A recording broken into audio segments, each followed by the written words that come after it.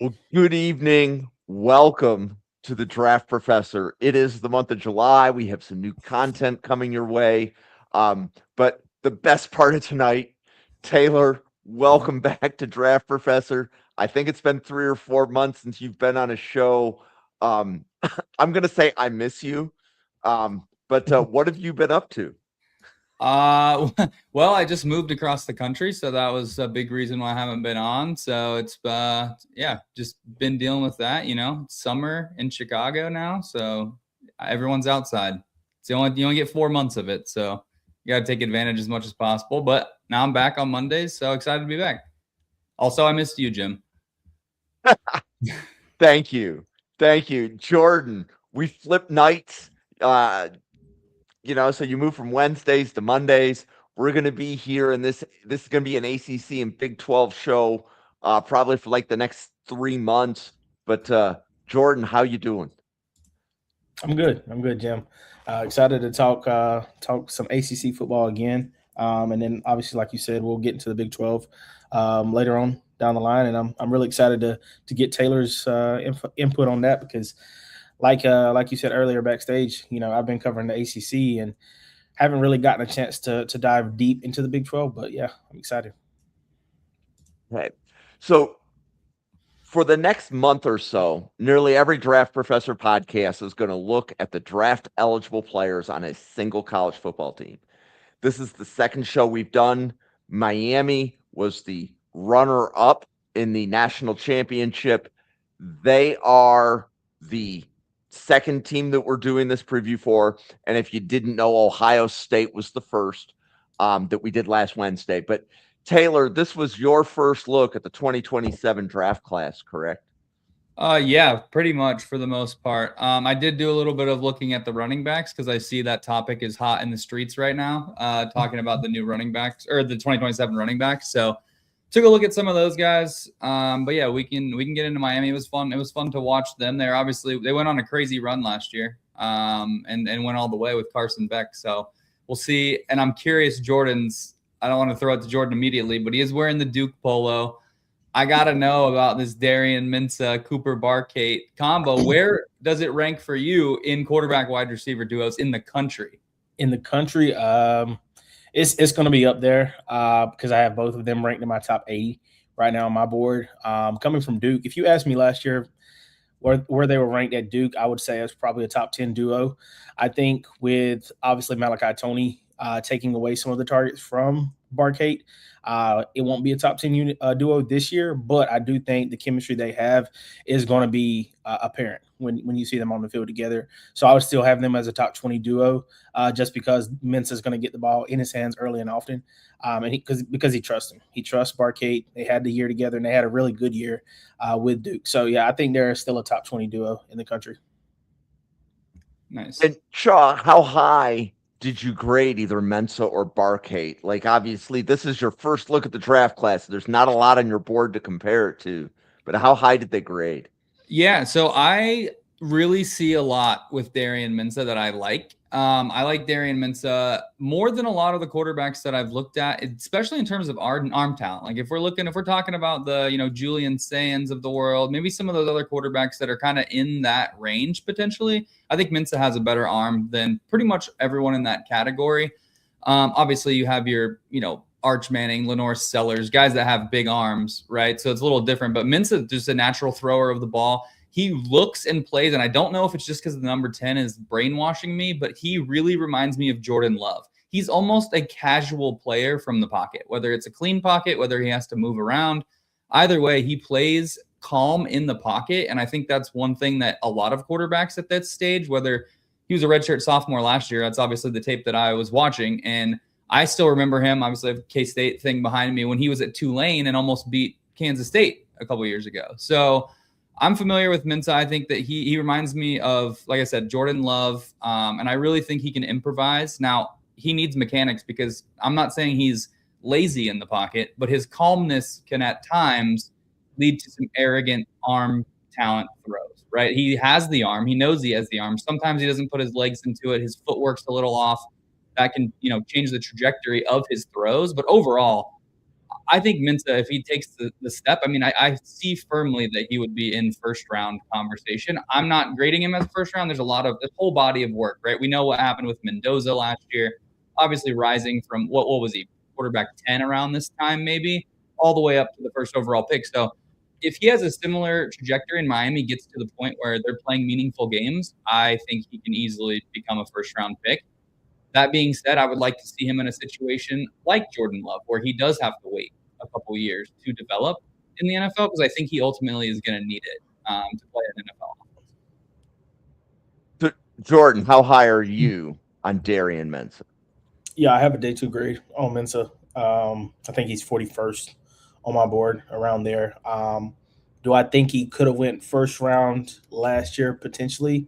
Sure. I think teams probably could have taken him late in first round and, kind of sat him for a year or two, because I do think he needs, like Taylor said, I think he needs that coaching at the next level. But for what he is right now, I have him as quarterback 6, I believe, right now, and it kind of fluctuates. He fluctuates between 4 to 6 anyway, for me.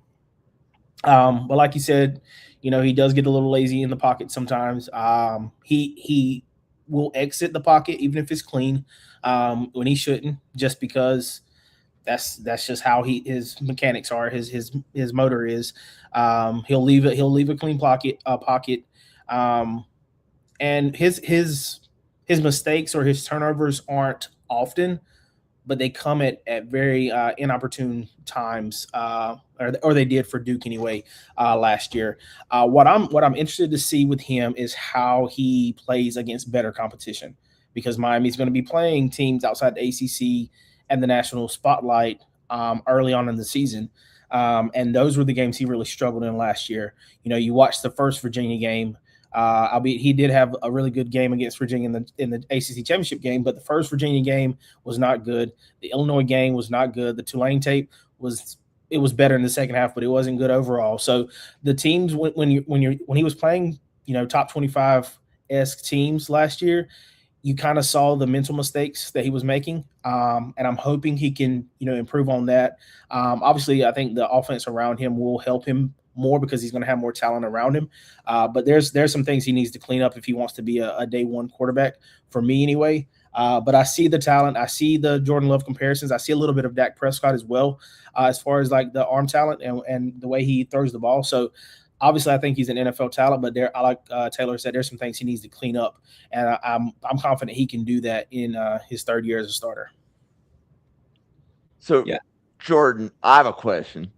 How many players on Miami do you have graded higher than Darian Mensah at 41 on your board? I have 2 right now that are graded higher than him, and there's a potential 3rd that could be moved up higher, because I do, and we'll talk about it, who that person is, but I do want to do a little bit more film watching on him, but right now I have 2. Taylor, you want to take a guess as to who those 2 or 3 players are? Yeah, I'm going to guess that Justin Scott is one of them. I believe he's the only one on my list that I would have graded higher than Mensah at the moment. I would also guess between either OJ Frederick or Ahmad Moten Jr., because I know Ahmad Moten almost came out, but they have a really, really, really stout interior defensive line. So that would be probably my 2 guesses. So I have Moten and Damon Wilson are the 2 that I have ahead of him right now. Justin Scott's just behind him. He's like 45th right now, but Justin Scott, I think, is going to be a riser because I think he's going to have a really good year.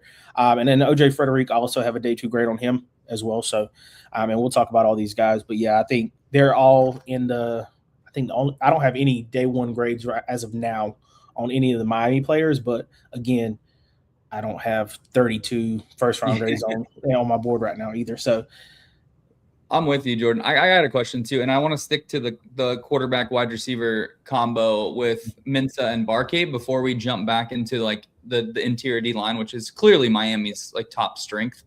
Where do you see Barkay playing at the next level? Because he has almost always played outside. About 80% of his snaps are outside, and oh my God, he is so good from the slot.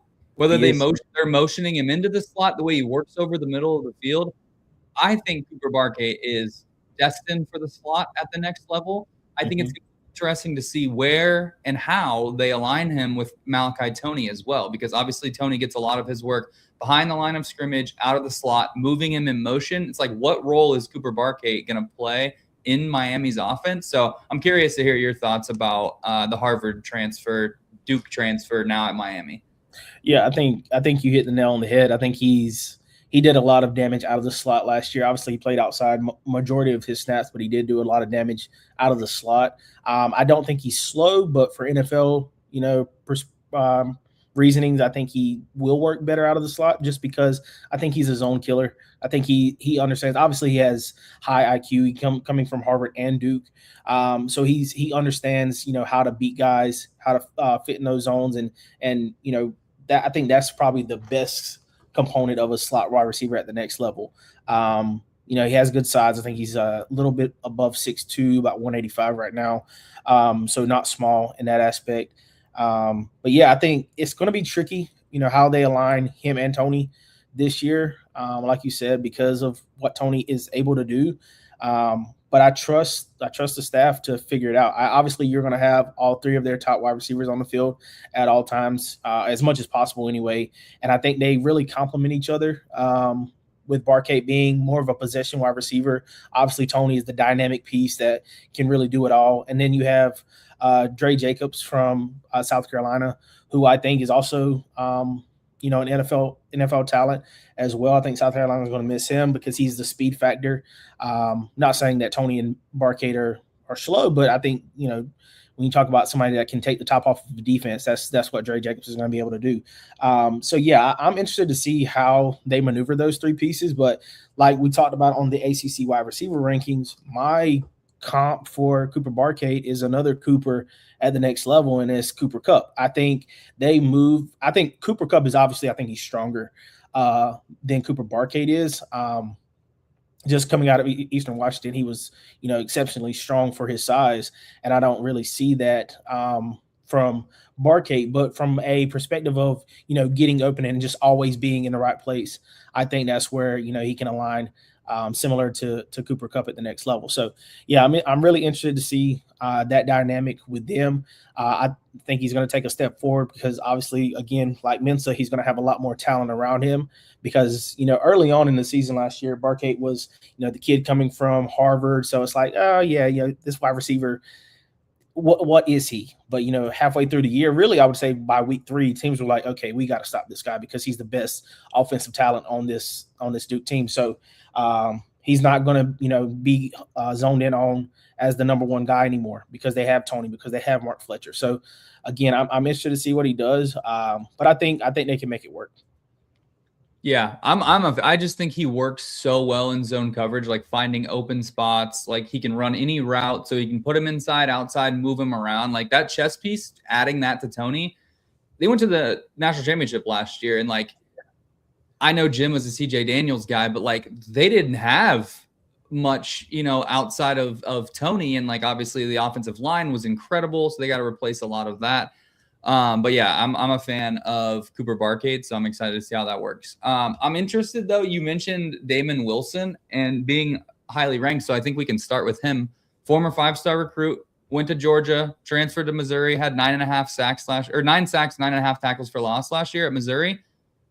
But he is in the process of being sued right now by Georgia for $390,000 for an NIL breach of contract. How does that factor in, or does it, to your ranking at all? And what do you like about him? I'm really shocked that it's taking this long for them to do this. Yeah, I don't think it's going to take, unless it becomes a bigger issue, I don't think it's going to impact his rankings as of today anyway. But again, we have nearly 9 months until the draft. So I'll let that play out. But what I like about him is I think he's just an athletic freak. I think he's about 6'5", 260 pounds. Obviously, we need to get that verified. But just, again, I think he's the most talented edge rusher, most physically gifted edge rusher that Jason Taylor's had to develop. Obviously, Ruben Bain and Akeem Mesidor from last year were exceptional talents, and they had the skill that I don't think Damon Wilson has yet. But from a, get off the bus type of deal, I think Damon Wilson is the best that they've had in that room. And again, with Jason Taylor being able to mold this guy into what he wants his edge rushers to be, I think Damon Wilson is capable of being somebody that can challenge Colin Simmons, Dylan Stewart for edge one type of talks come April. I just need to see it more consistently. You mentioned his stats, and his production was good last year. It wasn't as consistent as I wanted it to be. Playing opposite, Zion Young last year, it's not like he was getting double teamed consistently across that defensive line that Missouri had, because they had a really good defensive line too. So he was facing a lot of one-on-one matchups. And I think, there was times where his counters weren't effective. And that's something that Akeem Mesidor and Ruben Bain excelled at. So I don't know if that's something that they were taught from Jason Taylor, something they learned along the lines. But if that was something that Taylor was able to teach them, he can also teach that to Wilson. I think he can be a very, very early and quick riser for them, because he is going to – he's got to replace Bain and Mesidor. So him for obvious reasons outside of the lawsuit as well. But, yeah, I think he's somebody that – if Jason Taylor gets his hands on him and he can mold him, I think, again, he's somebody that I would definitely put in those edge one talks. Taylor, I will say it's refreshing if the only thing the player has to worry about is paying money back. Yeah. Right. Yeah. It's, if a player has legal troubles, let it be the conversation. Sure money back. I'm pretty sure Miami's NIL package to him was more than, the $395K that they're asking for. Yeah. And then I want to piggyback on something Jordan said. So Damon Wilson II, the edge for Miami, as edge one, is that's a real possibility. Consider that Dylan Stewart is an injured back, and Colin Simmons of Texas is not everybody's size profile. I think it's the right way to say that. So I think Damon Wilson II going in the top half of round one has legitimate potential. Taylor, I'm curious. Did you see a first-round player when you looked at Damon Wilson II? Honestly, I see a day two player. I do think Jordan brings up good points. Like I watched him multiple times because obviously with whether it was Zion Young or Chris McClellan, like that was who I wanted the Broncos to draft in like the third or fourth round. So I did a lot of Missouri watching, and he showed up in a lot of games. Like there were some times he looked dominant, but it was like against like Abilene Christian or something like that, right? Which is great, and that's how it is. But his true pass rush win rate is only 11%. So two things are true here. One, Jordan is absolutely right. Like getting Jason Taylor, his hands on these guys, like you see it with Justin Scott, you see it with Moton, you saw it with Bain, Mesidor, all these guys that are coached by Jason Taylor. Their hands are some of the best in the country. Their pass rush moves, getting the offensive linemen off of them, getting around them, hand technique is by far some of the best in the country. So I think that's only going to improve. But right now with his pass rush win rate, I think edge rushers, and it's been talked about quite a bit. I know in the Draft Professors chat, I believe, I can't remember if it was Newt or someone else that did a deep dive into pass rush win rate, and it is like almost a direct correlation. And his 5 to 7% behind some of these other guys, the Dylan Stewarts, the Isaiah Simmons, like. So until he gets that up to the 14, 15% rate, and if he does this year, I think you're absolutely spot on with him being a fast riser. I just don't see him being there yet. And I mean, after the Sawyer Robertson incident last year, I don't think I'll be projecting anything too positive here. So I'd have him as a day two right now. I like what he brings to the table. I think athletically, he's fantastic. Obviously recruited by Georgia, 5-star. Like you're not getting that type of raw athleticism in a lot of places. Size is there. I have him at 6'4", 6'4", 240, I think, something like that. But obviously all those numbers have to be 6'4", 250. So that's what I have him at. Obviously those numbers are verified closer to draft time. So I usually just go off of what's on PFF until I can get better measurements. But I like him. I think that, I wouldn't be surprised if he has double-digit sacks. I'd actually be shocked if he didn't have double-digit sacks with this interior defensive line. They're going to push. They're going to make that push interior and just force guys to him. Yeah, 100%. And so, Taylor, I think the next position while we're on the defensive line, we should go to Ahmad Moten and Justin Scott. So there's probably going to be a little bit of chatter in the draft community about who has the better defensive line, Oregon or Miami. And specifically, Miami has two guys on the inside, Ahmad Moten, Justin Scott. Which of those two players do you have graded higher, Taylor? Right now, just on the games that I've rewatched. So I rewatched Indiana, Ohio State, Texas A&M, so all the playoff games, and I also watched NC State because Bill Sparks was hyping up CJ Bailey. If you're hyping up CJ Bailey, that's a rough watch.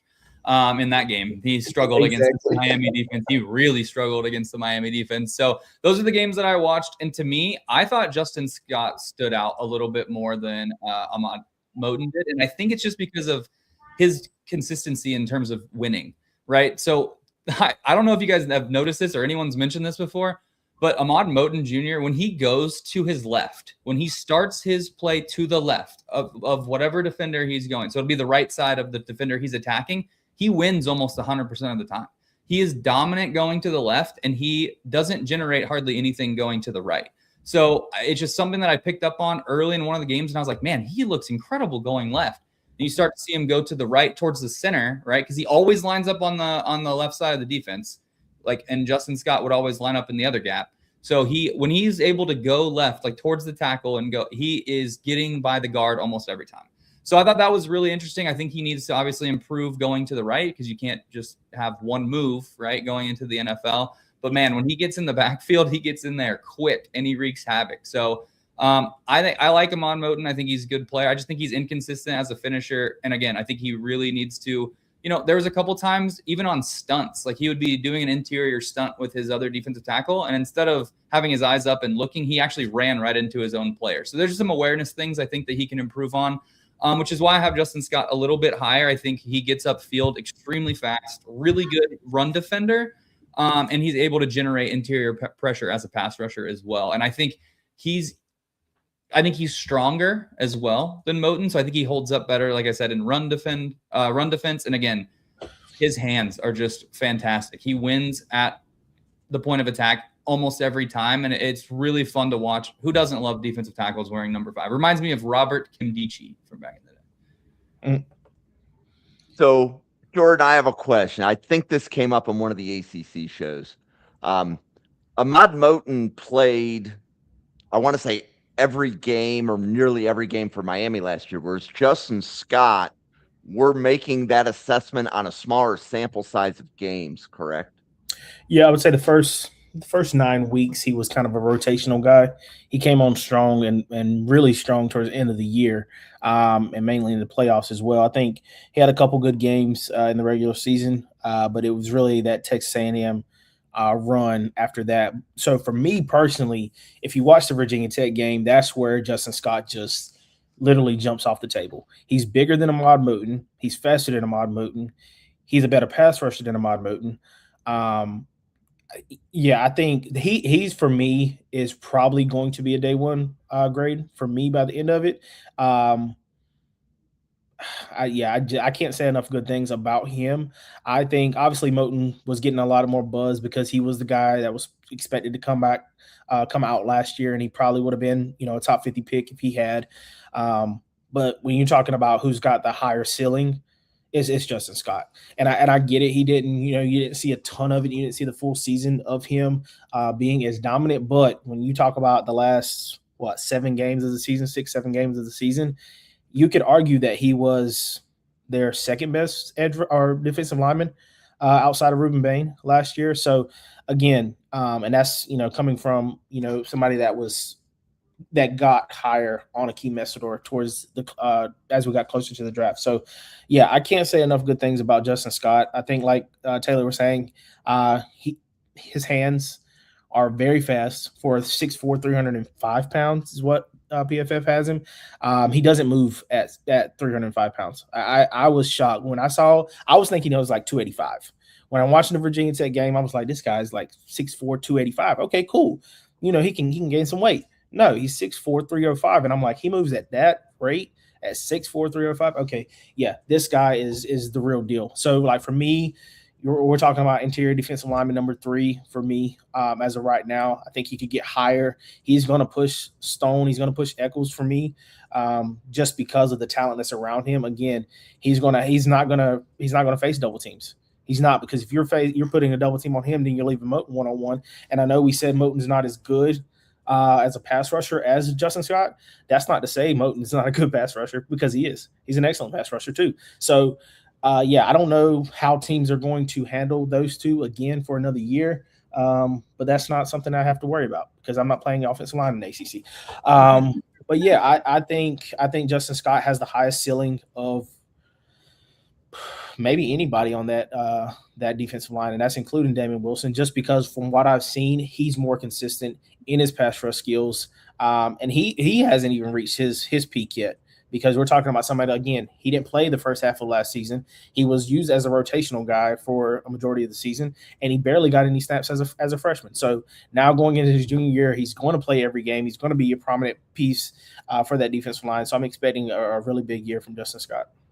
Yeah, I would agree. And the only thing I'll say is I do think he was utilized as a rotational player, but he actually played 35 more snaps than Ahmad Moten did throughout the course of the year. So, yes, the sample size is smaller, but Ahmad Moten is also a fifth-year senior, so he has played a lot more football, where Justin Scott is a true junior. So he might not even come out this year, right? Like, we don't know that he's necessarily going to come out this year. But he did end up playing 500 snaps, and, I mean, he had – I think more hurries and more stops than Moten did. I think Moten had a couple more sacks, but those guys were both on the field, and they're going to be on the field a lot because there's another defensive tackle that's all right, Armando Blunt. I'm guessing he's the one that kind of started at the beginning of the year. He's number 18. So he was okay. But just Justin Scott, man, he is going to be a fun player to evaluate.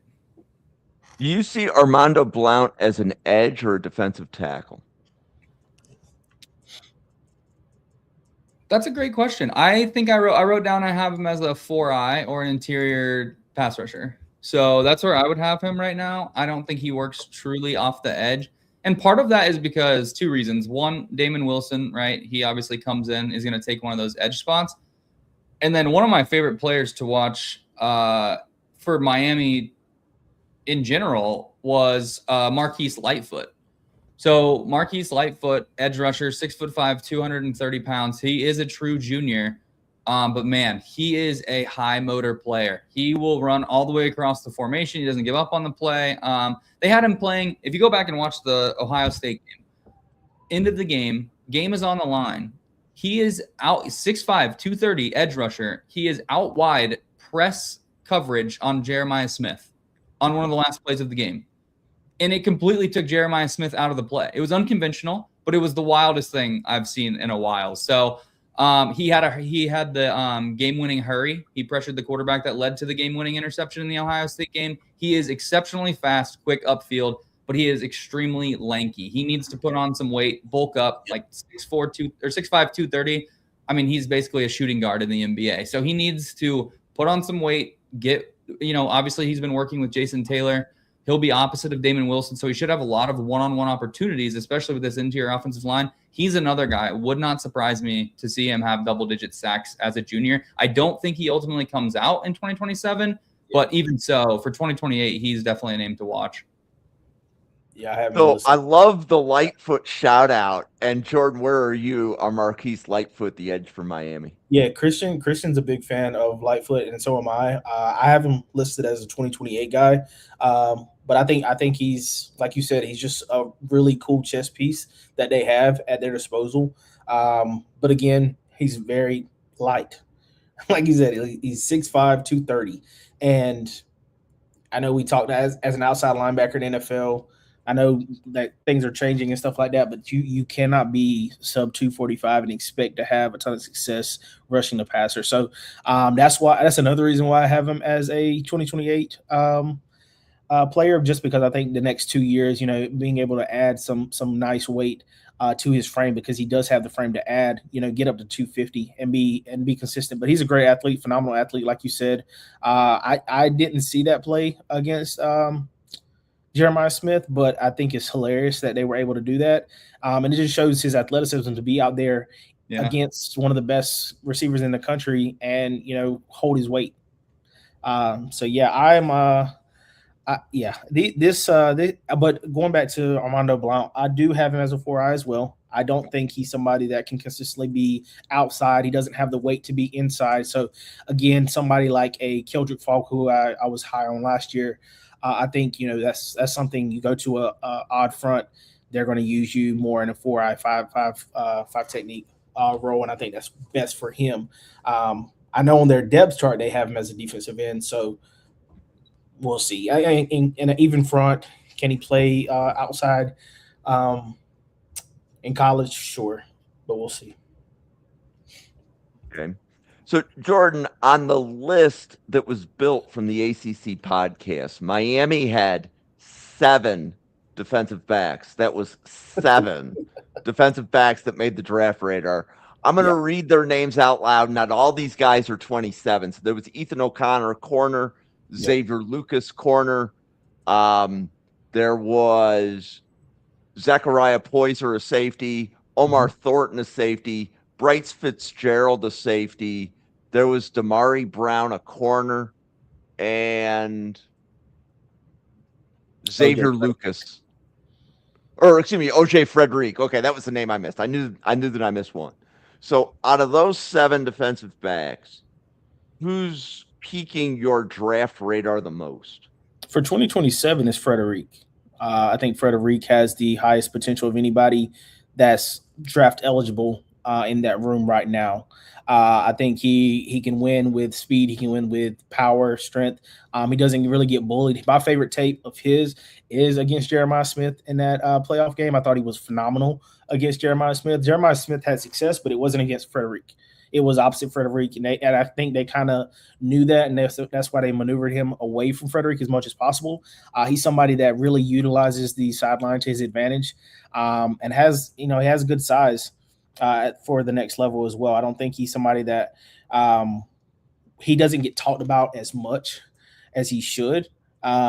But again, I think he was getting overshadowed a little bit because of that secondary.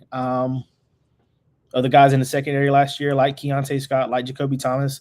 But OJ Frederick, to me, was the best boundary cornerback for Miami last year. And I think that's something that's going to continue to be the trend going forward this year as well. I think he's going to have a huge advantage because of how good the secondary is and how good that front four is, that he's not going to have to get on his man quick, because the pass rush is going to be there. He's going to have help over the top with his safety room. The nickelback, whoever the nickelback is, because I think they have 2 names that they're throwing out there right now between Lucas and O'Connor, or Lucas and Thornton, is who they're thinking about. But yeah, I think for the 2027 class, it's OJ Frederick for me. Okay. Taylor, what was your thoughts of the Miami DB room? Yeah, so I'll start just quickly on Frederick, because to me, he's also the one for 2027 that I'm looking at. I think he cleaned up his penalties a little bit. He had 5 as a freshman. He only had 1 last year. That doesn't mean he's done grabbing people while the ball's in the air. He is just not getting called for it as much. So that is my number one. Like, he's got to clean that up. Like, he gets overly grabby. And I do have a note that he played Jeremiah Smith really well. So I agree with Jordan on that front. My biggest issue with him, and it's more scheme than anything, 2 things, I guess. One thing is he plays a lot of off coverage, or at least he did in some of those playoff games, giving like easy slant routes to Jeremiah Smith, Casey Concepcion, like anyone that was running like kind of outside, just in 5 yards, and he would be 10 yards off. And I know that's more scheme based. That being said, you can't ask him to do that because he's not a good tackler. He's not even an okay tackler. Like that's his biggest issue. Like, he isn't good at tackling. He misses a lot of tackles, leading to what should be 3 or 4 yard gains in the flats go for first downs down the sideline because he misses a tackle. So I think when he improves that, just gets a little bit more physical, tackles a little bit better. I do think he's a potential day 2 guy as well. But I like where he's at. I think he has a lot of improvement. He's great in mirror coverage. Like if he's mirroring the receiver, he's almost doing it perfectly, like stride for stride a lot of times.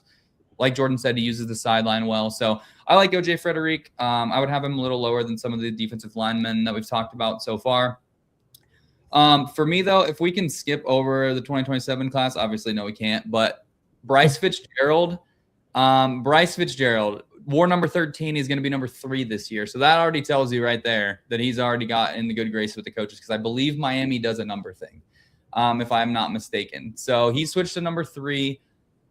I mean, I watched the first 2 plays against NC State, and he just is textbook against CJ Bailey in the NC State wide receiver. The first one, the wide receiver made a great play to come back on the ball, but he was in perfect position. What he brings off the edge as a blitzer is incredible. He's very high motor player. Also, he can play in the slot. He can play deep safety. He can play strong safety. He's one of their most versatile chess pieces in their whole entire defense. And he can play anywhere on the back end. He can play in the box. He can play wherever you need him to play. So he didn't start because of obviously Zechariah Poyser and Jacoby Thomas. So he didn't even start. Yeah. He wasn't really playing in the A&M game until Poyser went down. Poyser went down for 1 play, and the first play he came in and got an interception. Then he came back later in the game against A&M and had a second interception that sealed the game. So I think at the top of the routes, like he could improve some physicality, but that's kind of where the safety thing comes in, right? He's not the best in man-to-man coverage maybe. So I do think they maybe go in a different direction in terms of who's playing in the slot. I think he's going to stick to being a strong safety for them. But to me, he reminds me of Kamari Ramsey. If you're familiar, obviously I loved Kamari Ramsey last year. Started as a safety, injuries at nickel corner. He jumped right in and became an even better version of himself. I think Bryce Fitzgerald is similar in that you can put him anywhere in the secondary, and he is going to make your defense better. Obviously, he has that same mentality, and he has the same type of mentality as Keontae Scott, Jacoby Thomas, where they're always flying around towards the ball. I like Bryce Fitzgerald. I think he's going to be a name that we're talking about highly in 2028. Yeah, and to add to what Taylor's saying, so we will be covering the Miami roster. We're not going to limit ourselves to the 2027 draft class. Bryce Fitzgerald is a sophomore. He is not draft eligible, but there's a reasonable chance he might be one of the 3 best players on Miami from a draft perspective. So Taylor, I love that shout out. Jordan, do you want to talk about any of the other guys in the secondary? Yeah, I love Zechariah Poyser as well. I think if you like Jacoby Thomas last year, you'll like Zechariah Poyser as well. Yeah, I think the biggest thing for me, he's very aggressive in his tackling. He's somebody that is not going to shy away from his contact. The biggest thing, again, with him is he needs to wrap up better. His tackle rate last year was very high for a DB. Something that, again, I love the passion. I love you're getting in there. You're not shying away, but you just gotta break down and make the tackle instead of trying to make the highlight plays at tackle. But again, very good compliment to Bryce Fitzgerald, somebody that is very he's above average in coverage as well. So a complimentary piece to that secondary right now with Frederick and Fitzgerald. And I think he's really the leader of the secondary at this point, coming off last year where he was a starter. So, yeah, I'm interested to see how he does in that aspect. I think he's going to be fine in coverage. They're going to have one of the top safety duos in the country as well. So interested to see him, how much of a riser he could be. I know, a couple people in the group chat are fans of his as well, as far as like having a top 100 grade on him. I'm not there yet, but he's very early in day 3. And I think he could be, a top 100 player. But again, I think this secondary, we talked about it on the podcast, the ACC podcast before. I think this is a top 3 secondary in the country. And I would be, I would be shocked if anybody had them lower than 5 as far as the secondary goes. It's the top 5 secondary in the country. They have 4 or 5 guys that are draft eligible this year. Doesn't mean they're all going to come out. I think realistically speaking, this entire secondary could come back next year and it would be okay, right? So yeah, this is, the rich get richer with Yep. with this team. So with the top 5 secondaries in college football, if I'm just going off of what we're hearing at Draft Professor, Notre Dame is one of those 5. Yeah. That should be, I think, a slam dunk. Yeah. Mhm. Is Georgia one of the others? I would say with their top 2, it's a little bit more top heavy than the other ones. I don't think they have as much depth, but with Ellis Robinson and KJ Bolden, I think you Right. can at least make the argument that they're top 5. And Flint was on the podcast saying that they were top 5. Yeah. And then Vanderbilt and Houston are getting some love from Brian Maffey as having really good secondaries. Not to the level of Miami or Notre Dame, Yeah. but if you're trying to figure out where those good secondaries are, if you're listening to the show, trying to figure it out, we're covering Notre Dame on this exact podcast next week. So next Monday, we're diving into Notre Dame. We'll be able to get Taylor's opinion on the Notre Dame secondary versus the Miami secondary. Any more secondary players on Miami or even defensive players on Miami worth mentioning? I know there's a lot more on offense that we have to circle back to. I don't see any defensive player that we've missed. But Taylor, any more Miami defensive players, or should we circle back to the offense? No, let's circle back to the offense. I think there's an interesting guy, but I'm not sure, and I think he'll probably be 2028. But Omar Thornton transferring in from Boston College is someone that is someone that I am interested in seeing where he fits into this really talented secondary and what he develops into. But that's someone I haven't really dove into too much. I just saw him on the transfer list, so I added him too. So I just wanted to shout him out. But no, I think we should move on to offense. There are a ton of offensive players. So we spent some time on Cooper Barkate, the wide receiver from Miami. There's 4 wide receivers that draft professors have been talking about. Vandrevius Jacobs, wide receiver, Cooper Barkate, wide receiver, Malachi Tony, wide receiver. Tony is not eligible until 28. He's a true sophomore. And then the 4th wide receiver is Cam Vaughn, wide receiver from Miami. And then we should also have Elijah Lofton, the tight end from Miami, enter this conversation because nobody's going to confuse Lofton for a blocking tight end. So, Jordan, I'm glad that made you laugh. When you look at that list of receivers, Jordan, where does your head go? It goes to Vandrevius Jacobs, coming from South Carolina. Again, like I mentioned earlier, he's a big play threat for them, and I think he's the perfect piece that complements Tony and Barkate. Somebody that is very reliable as far as his drops go. I think he had 48 targets last year, only 1 drop. So obviously, is somebody that's reliable. He catches the ball. And then when he gets the ball in his hands, he's, like I said, he's a big play threat. So not a ton of yak production last year because a lot of his passes were deep passes that he came down with.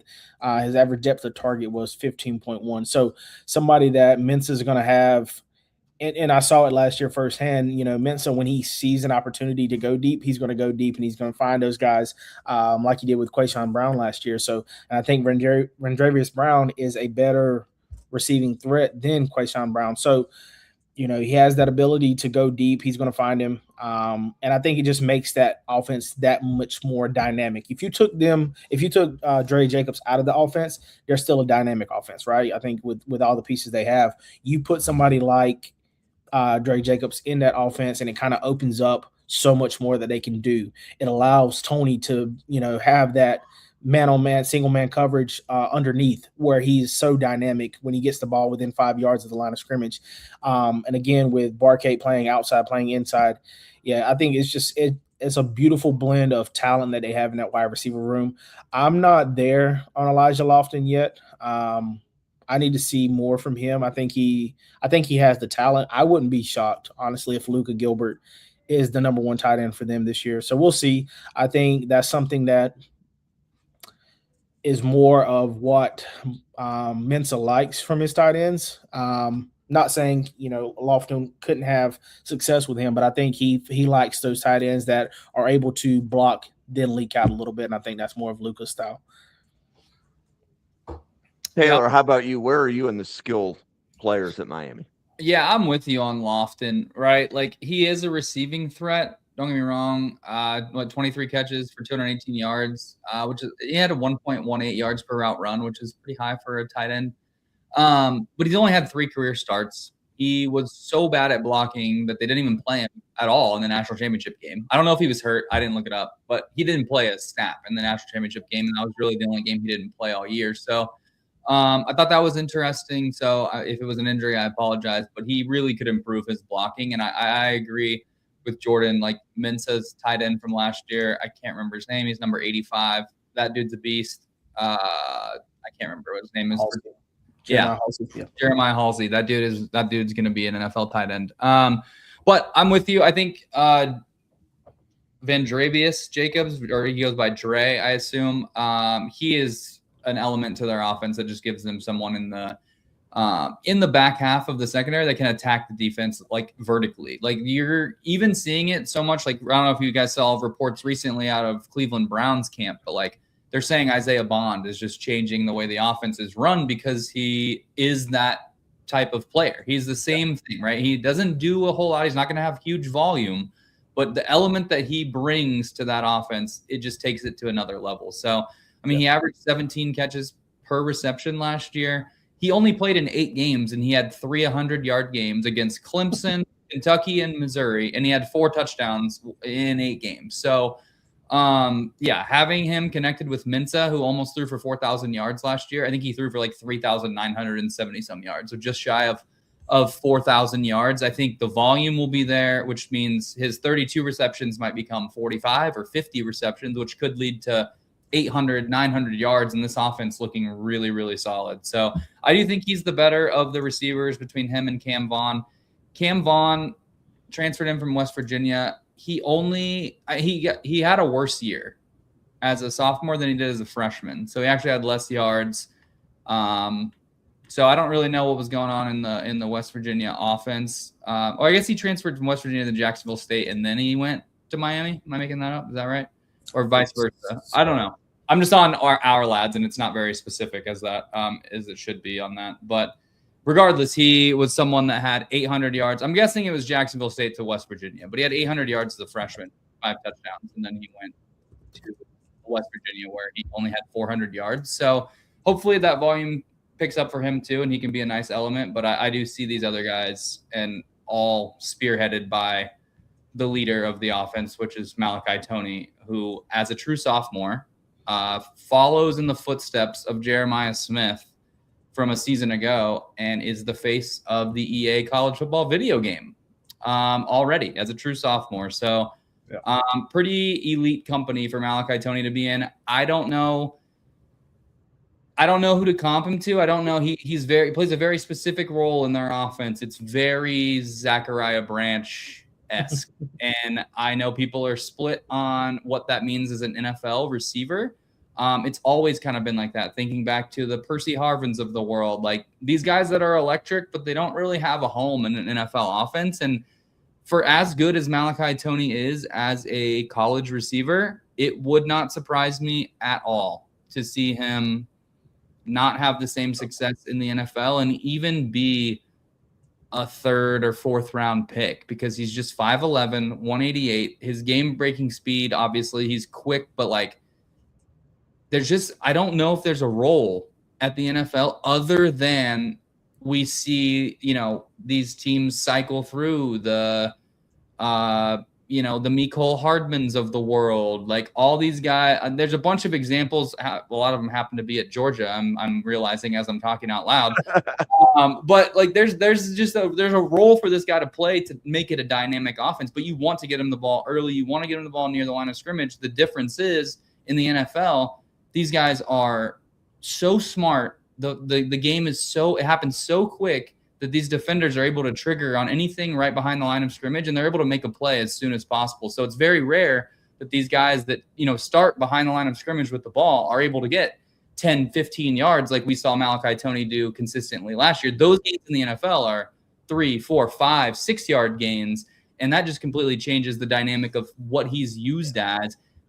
I don't know if he even returns punts. I assume that he would, but that's something obviously you would want him to do if he was on an NFL roster, because you only have 53 guys. So someone's got to return punts. So he might, fit that role, kind of like Percy Harvin did. But yeah, he's an elite athlete. It's just a matter of finding a home for him that can make him an elite NFL player, because at the end of the day, we're scouting NFL prospects, and while he's an elite college player, I don't think that necessarily is going to translate at this moment.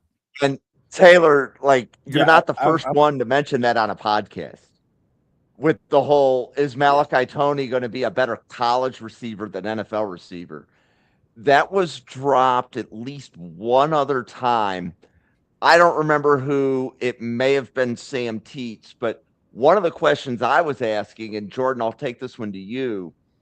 If you were to look at Malachi Tony or Mario Craver from Texas A&M, yeah, similar size very profiles, similar size, right? Yeah, but Craver is more explosive, production. Right? Yeah, and that was one of the names I was going to bring up. If we're talking about Mario Craver being a second-round pick, who was just as dynamic, who was just as productive at Texas A&M against even better competition, why are we saying that Malachi Tony is, and I've heard people say it, he's the best wide receiver in college football, when, I think the 5'11" size is a little generous. I don't even know if he's 5'11". If you named all these names, and I think you hit the nail on the head. You're going up against NFL guys, they're bigger, stronger, faster.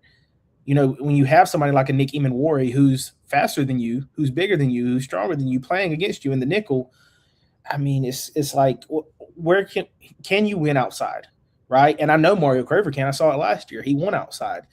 Can Malachi Tony be the guy who wins outside? And I think that's going to be the step for him to take in order for him to be an NFL prospect. Because if you asked me today, I wouldn't have a first-round grade on him. I wouldn't have a top 35, 40, 50 grade on him, because I do have those questions, right? Again, I think he's great in college. He's dynamic. We saw it, right? And I get it. He was supposed to be in high school last year. That's a cool story, and I love it. But again, when you get to the NFL, these are grown men. It doesn't matter about your age at that point. So I think that has to be a factor for him going forward. And I'm glad you mentioned Mario Craver, because he doesn't get as much recognition as he should, because he is very dynamic. You can look at every stat imaginable for wide receivers, and Mario Craver is going to be at the top. But because he played behind Casey Concepcion, who I think he was probably more productive than last year as well, and I'm a huge fan of KC, I think he was a better wide receiver. So if KC went, top 25, why are we not talking about Mario Craver in the same light? Well, it's because he's smaller, and we have those questions about guys with his size, like a Zachariah Branch. But yeah, I think those questions are very valid for Malachi Tony. I love the praise he's getting, but we do have to be realistic when we talk about NFL ceilings and college football ceilings. Okay, Taylor, we haven't done running back or offensive line for Miami yet. My question to you is, who's drafted first, a Miami offensive lineman or a Miami running back in 2027? I'm going to be honest. I don't know. I don't know enough about their offensive line. I think you're looking at probably Samson Akunlala being the top guy in terms of interior offensive line. I think he's my favorite. It's so interesting, because I don't think Mark Fletcher is he's definitely not a day one pick unless he has some massive improvement in his receiving game and also pass protection. Like his pass protection, for being 6'2", 25, you would think he's Mario Craver trying to pass protect. Like, I mean, he literally just lets defenders blow right by him, and then he's just looking around like, well, what happened? How'd the quarterback get sacked? It's like, well, dude, you literally just didn't block the guy. Like, you looked at him, he hit you, and then he ran around and got the quarterback. So I'm a huge Mark Fletcher fan. I do have him in my top 5 running backs. So I think his best case scenario is I think he'll be drafted. I think his player comp, everything is very similar to Brian Robinson Jr. I think that he'll go in that 80 to 110 range, whatever team in the late 3rd, early 4th round is we got to have a power back. Like that's where he's going to go. Some team that needs a power back. I don't know who that looks like. Like maybe the Bills backup running back, you know, they don't have necessarily a great backup behind James Cook right now. And I know they've been using like Ty Johnson over the years and whoever else out in Buffalo. So like to me, that's a landing spot that sticks out. So if you're giving James Cook a ton of carries, right, and he's obviously super productive, bring in a power guy that can move. And Mark Fletcher moves impressively well for 6'2", 225, especially laterally. I love what he does with his vision. He's able to like an outside runs. He stays right on the tackle and the guard's heels, and he just works down the offensive line into space, and then he can separate. So I think he's a prototypical NFL power back. He had an unbelievable college football playoff run. And Jim, I don't know if you're going to remember this or not, but when we did the college football playoff preview show before the college football playoff games, what did I ask you? I said, is Mark Fletcher the RB3? Or what did I say? I think I said RB3. I thought you said RB2, but I'll give you RB3.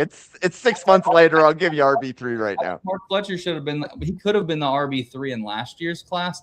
So I was a little surprised he came back. But again, he is a pure power back. He is not going to wow you in the passing game. He's not even going to be a threat receiving the ball. Like he did have some nice catches. But he was just running straight downhill in the college football playoff, had 335 yards and scored 3 touchdowns in 3 games on the way to obviously national championship runner-up. So Mark Fletcher to me is right now a one-trick pony, and that one trick that he does is really, really, really good. So if an NFL team needs that, it's going to be maybe 5 to 8 teams in the NFL are like, that's our guy. We want him in the 3rd round, and I think that's where he ends up.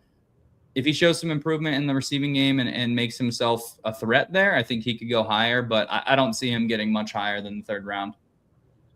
Okay. Jordan, how about you? Who's higher, a Miami offensive lineman or running back Mark Fletcher? So I have Mark Fletcher as a day 2, late day 2, early day 3 guy. So if you asked me this last Sunday, I would say Mark Fletcher, but I did watch Samson Okunlola, whatever. I'll figure out how to pronounce it later. I promise. Okunlola. Okunlola. Okunlola. I watched him for the first time this week, and it's going to be hard to keep him out of my top 3 interior offensive lineman rankings because I think he's just truly a beast. I think he was the 2nd best offensive lineman on that Miami offensive line last year. That's including Markel Bell. Obviously, Francis was the number 1 guy, but I think Samson was number 2. I think he's going to be a dominant force again this year as a full-time left guard. I think he split some time with McCoy, I think it was last year. So, again, I think their offensive line is going to be really, really good this year. I don't think it's going to be as good as last year, but that's all depending on their freshman left tackle. But again, I think Samson's a day 2 guy, late day 2 guy. I think Mark Fletcher is, again, somebody that, like Taylor said, he's a one-trick pony, right? You're not asking – and in today's NFL, like they're asking their guys to receive the ball. Unless you're Derrick Henry, and he's not that. So, again, if you're coming to the NFL, you have to be able to catch the ball and be dynamic out of the backfield. And you know, when you were describing him, the team that I thought about the most was the Miami Dolphins because you have Devon Achane, who is everything that Mark Fletcher isn't, right? And that whole regime is coming from Green Bay where they like to run the ball. They like to have multiple running backs. I think that would be a really good fit for Mark Fletcher. But as of today, I have Samson ahead of him in my rankings. But I do have Mark Fletcher within I think he's running back 5 for me right now. And I kind of teeter between running back 5 and 6. But again, you can't knock what he did last year down the stretch. I think he was truly remarkable in all games that they played in the playoffs. So, I think Brown is a very, very good compliment for him. I think he's a 2028 guy, so I won't harp on him too much. But they complement each other really well, and I think they're going to have one of the top backfields in the country again. Do you think that Mark Fletcher is better than Ollie Gordon?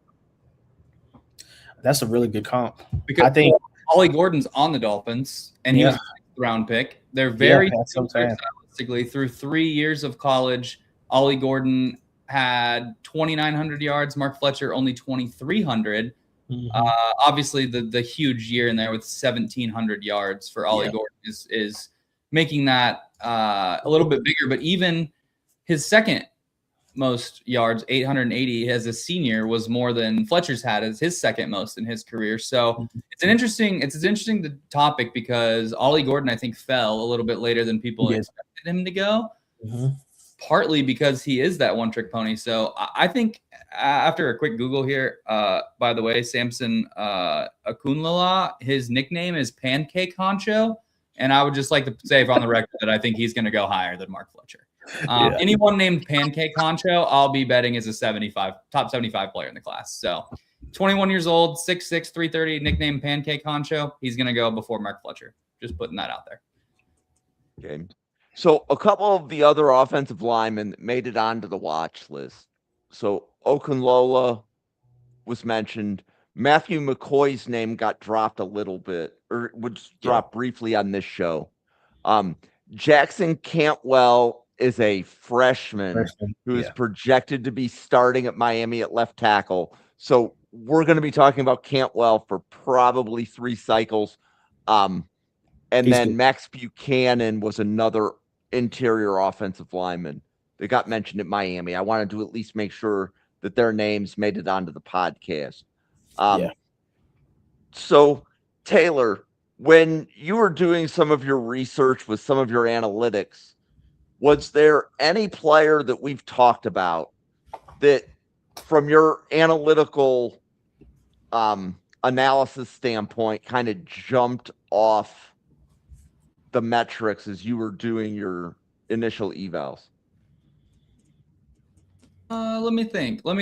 I'm going to go with, I think I didn't see as many splash plays on the tape from Zachariah Poyser, but then when I went to look at the analytics, he was highly, highly decorated in terms of being one of the Miami's defense's top graded players across the board. So I'm going to have to look into him more and watch some of his development. I don't think it's a bad thing. I mean, we talked about this a ton. I know Steve and I did with Terry Moore, specifically, another Duke guy who Jordan will appreciate me shouting out Terry Moore.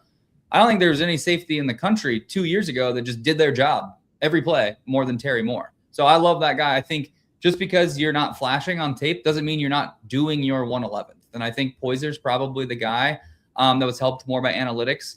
I'll give you another one real quick just because I know we're almost over time, but they got a kicker transfer in, Jack Olson. He came from Northwestern. He hit 91% of his field goals last year. I think he's had the 5th most field goals in the Big Ten. He missed 6 of his first 20 career kicks, but he's 84%, 26 for 31 since then. The only knock on him is I'm not sure he has a powerful enough leg to be like a Brandon Aubrey or even like Greg the Leg from back in the day, Greg Zuerlein. Like, he's not going to be booting 60-plus yard field goals, but he's pretty much nails from anything under 50 at this point in his career. I'm hoping he can get with the Miami weight staff and get a little bit stronger. He's only 5'10", 195, but he's deadly accurate. So if he has another good year like that, wouldn't be surprised to see him on an NFL roster, at least as a UDFA. So just want to shout him out because he is a very accurate kicker and will be doing the kicking, I think, this year. Well, I want to give Paper Waves a shout out because he's guest appearing on a podcast later this week. I don't remember if it's Tuesday or Wednesday, but thank you for stopping by. Jordan, do you want to give your summary of Miami as well as tell everybody where all of your social media and football content is? Yeah, I think Miami is a top 5 roster in the country next year. Obviously, they were runner-ups last year, so there's going to be a lot of pressure on them because that fan base is very passionate and they have huge expectations. Like you're coming away from a runner-up season and you go out and add the top quarterback transfer, one of the top wide receiver transfers, one of the top edge rusher transfers. You're returning a lot of guys in your secondary. You're returning the best interior defensive line tandem in the country. So you have a lot of expectations. Are you going to be able to answer that? Because it has been a while since Miami's been able to hold, the national championship trophy up. So I think this is one of the better years that they're going to have the chance to do it. But they are going to have competition. So again, their competition not going to come from the ACC. It's going to come from the SEC. It's going to come from the Big Ten and places like that. So we'll see what they can do. I think they have a really good coaching staff. We've talked about Jason Taylor, Mario Cristobal, and what they're able to do. So yeah, I have huge expectations for Miami this year just because of what they were able to do in the transfer portal and what they're bringing back. But yeah, we'll see. They always say, that we're back, right? Hurricanes, we're back. So I think this is the time they can actually say it and be honest about who they are. So, but for me, Jordan Hunt, Panthers Pulse on Twitter, I've been dropping little breadcrumbs as far as the 2027 draft class goes. Try to do it on a daily basis. I'll get a couple guys in here and there. Slowing down right now as my board gets at 300 mark right now.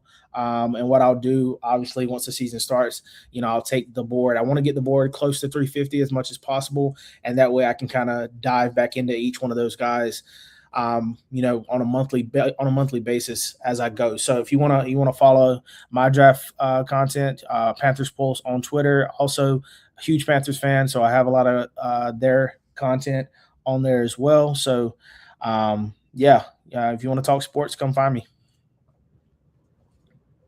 So, Jordan, thank you very much for all the efforts to prep for the show and do the show. Taylor, welcome back. You want to let everybody know what you think of Miami and where all of your other content is. Yeah, I think getting, Mensah and Barkay in there is a massive get, right? From the NIL standpoint, like they were obviously able to coax them away from Duke as a quarterback wide receiver duo to add to Tony. I think they have one of the best offenses in terms of skill players. We just talked about Mark Fletcher, Tony, some of those other guys with Mensah. I think that's going to be dynamic. If they don't get to the college football playoff, I think I might have to quit doing draft content because their cupcakes, their schedule is so easy.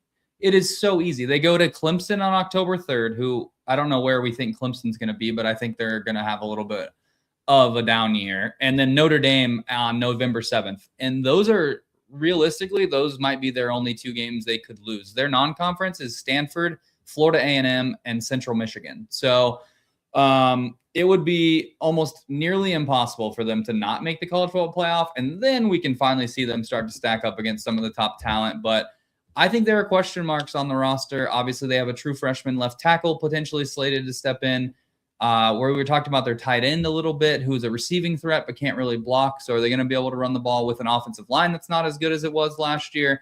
I think they have decent linebackers, but none that we really even talked about, to be honest. So I think there's a couple holes in their roster where I don't necessarily know if they're a top 5 team, but I do agree with the comment. If they don't finish the regular season as a top 5 team, they're certainly not going to make, I can't see them making a deep run, having to win a road playoff game or anything like that. So I think they could be a top 5 team, and I think they should they should start the college football playoff in that spot. But we'll see if they can make a run because they do have some question marks on the roster. But for my content, my name is Taylor. A lot of people call me Chaw. You can find me footballwithchaw.com. I just do a newsletter once a week, usually Thursdays. It'll obviously increase as we get closer to the season.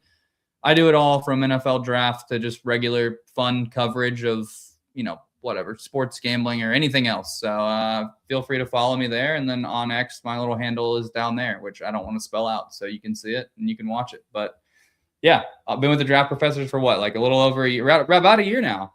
About a year. Yeah, you'll get some balloons. Like they'll only be in your head, but just close your eyes, visualize the balloons. I can see them. They're wonderful. Yep.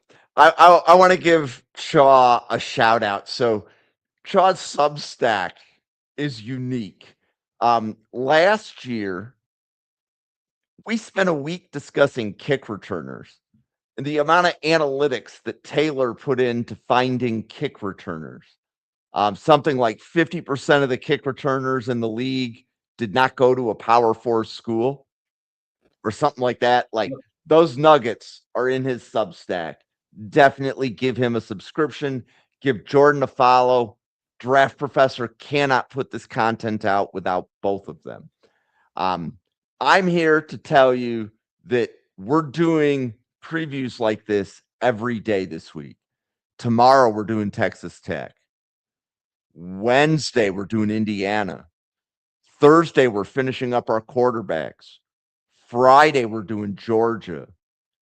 Sunday we're doing Houston. So we're going to break down who the draft eligible players on that team are. The only thing that's changing are who the podcasters creating the content. But we're here every day making this content. So for Jordan, Taylor, myself, everybody at the Draft Professor, enjoy your Monday night. I will be watching the Team USA game, which starts, if it hasn't started already, it's starting really soon. We're already down 1-0. Okay. Well, so that's where I'm going next. I hope all of you have a great night. Thank you so much for watching. Hit that subscribe on YouTube, and we'll be back again tomorrow night, everybody.